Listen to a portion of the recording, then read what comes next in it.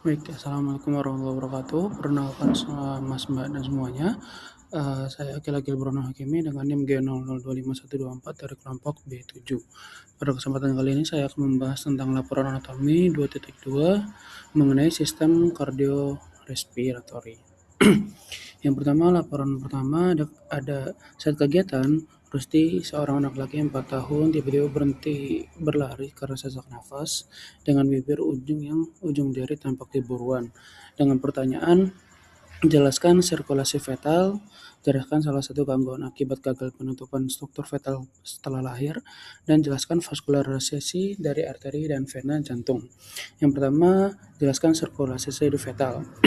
Yang pertama dari plasenta itu akan masuk ke vena umbilicalis yang akan membawa O2 atau oksigen dan akan diteruskan ke ductus venosus.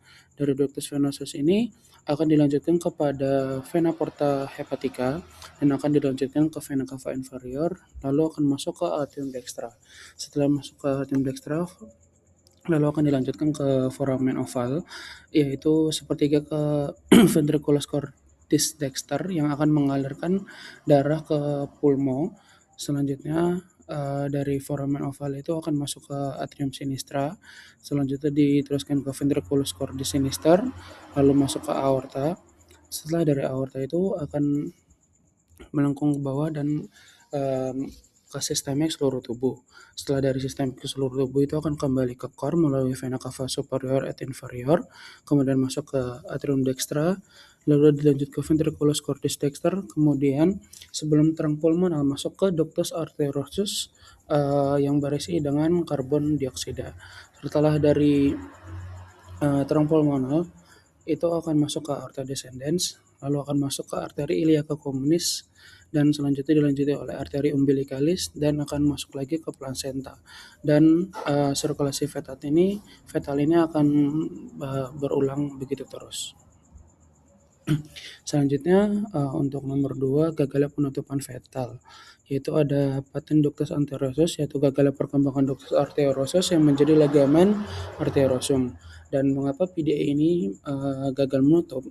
Kegagalan ini biasanya terjadi karena yang bisa pertama karena prematurasi bayi, yaitu bayi prematur seringkali memiliki otot polos yang belum matang atau sensitif yang berlebihan terhadap prostaglandin, sehingga saluran tidak dapat mengkerut dengan kuat. Yang kedua ada gangguan pernafasan. Jika kadar oksigen tetap rendah setelah lahir, misalnya karena masalah paru, sinyal untuk menutup saluran tidak pernah cukup kuat, dan bisa jadi karena infeksi seperti rubella selama kehamilan. Selanjutnya ada patent foramen oval atau gagalnya perkembangan foramen ovalnya menjadi fossa ovalis. Dan mengapa gagal menutup? Ya, PFO ini berbeda dengan PDA yang merupakan kegagalan pengurutan otot, sedangkan PFO ini lebih merupakan kegagalan fusi permanen. Kegagalan ini bisa terjadi karena kegagalan anatomis pada sekitar 25% orang dewasa.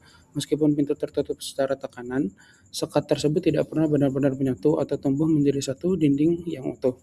Yang kedua, lubang ini biasanya tetap tertutup rapat karena tekanan di sisi kiri jantung lebih tinggi, tetapi bisa terbuka sesekali jika ada lonjakan tekanan di sisi kanan seperti saat batu keras atau mengejan. Selanjutnya ada vaskularisasi dari jantung. Kita masuk dari arteri terlebih dahulu, diawali dengan aorta ascendens yang akan dipecah dua menjadi arteri coronaria dextra dan arteri coronaria sinistra. Untuk arteri coronaria dextra akan terpecah menjadi 3, ada ramus nodus SA, ramus magneus dextra, dan ramus interventricularis posterior atau PDA tadi. Selanjutnya untuk arteri coronaria sinistra akan menjadi ramus interventricularis anterior atau LAD dan menjadi ramus circumflexus, dan keduanya akan menjadi rami lateralis dan ramus magneus sinistra. Selanjutnya ada vaskularisasi jantung. Ini untuk venanya, mayoritas vasa venosa pada kor bermuara di sinus coronarius menuju arterium dexter, seperti vena cardiaca magna, vena cardiaca parva, vena cardiaca sinistra, serta vena posterior ventriculis sinistra. Sedangkan vena cordis minimae bermuara langsung ke arterium dextra melalui foramina venarum cavarum. Selanjutnya dilanjutkan dengan laporan kedua. Saat musim hujan, Badi mengeluhkan hidungnya tersumbat yang berlangsung beberapa hari disertai nyeri pada daerah pipi yang membesar saat menunduk. Ia juga merasakan lendir kental mengalir ke tenggorokan. Pada pemeriksaan, dokter mencurigai adanya peradangan pada sinus maxillaris yang berkaitan dengan gangguan drainase di meatus nasi medius.